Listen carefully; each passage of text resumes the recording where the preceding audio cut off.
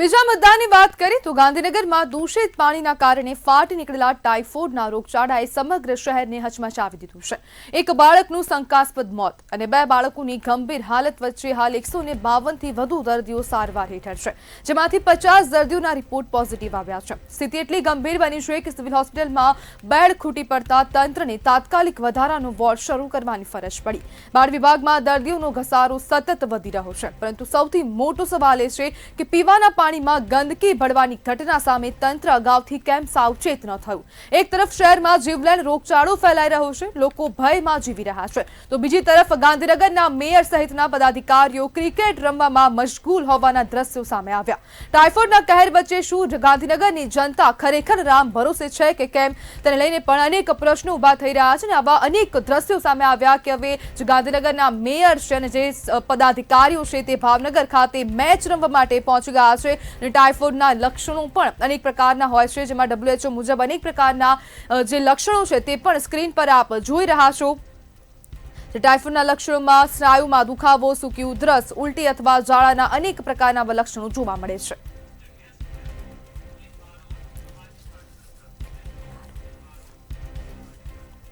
આપણી સાથે સામાજિક કાર્યકર્તા નીતિન બારોટ જોડાઈ ગયા છે। નીતિનભાઈ, હવે જે ગાંધીનગરમાં છે જે પાણીજન્ય રોગચાળો સતત વધી રહ્યો છે અને તો પણ હજુ જે મેયર છે ગાંધીનગરના તે જે ભાવનગર છે ત્યાં જઈને ક્રિકેટ રમી રહ્યા છે, શું કહેશો?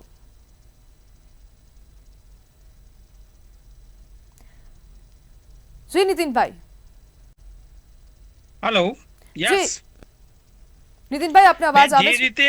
જે રીતે સ્માર્ટ સિટીની વાતો કરવામાં આવે છે, જે રીતે સ્માર્ટ સિટીની વાતો કરી અને જનતાને ભોળવવામાં આવે છે એ જોવા મળ્યું છે। કારણ કે જે પાણી જેવી બેઝિક વસ્તુ કહેવાય એ પણ સ્વચ્છ પાણી આપી શકતી નથી। જો ગાંધીનગર મ્યુનિસિપલ કોર્પોરેશન ચોખ્ખું પાણી આપી શકતી નથી, જો લીકેજ થઈ જાય છે, લોકોના ઘરે પાણી પહોંચી જાય છે અને એ લોકો પીધા પછી 150 થી 200 થી વધારે લોકો બીમાર પડ્યા છે અને એની પણ સેવા કે એને પણ બીમારીમાંથી ઉગારવા માટેના કોઈ રસ્તા નથી, એની પાસે કોઈ પ્લાન નથી। નીતિનભાઈ, ગાંધીનગરની જનતા કેમ રામ ભરોસે છે? આ પાણીજન્ય રોગ એટલે કેટલું ગંદુ કહેવાય। જ્યારે આપણે સ્માર્ટ સિટીની વાત કરીએ છીએ,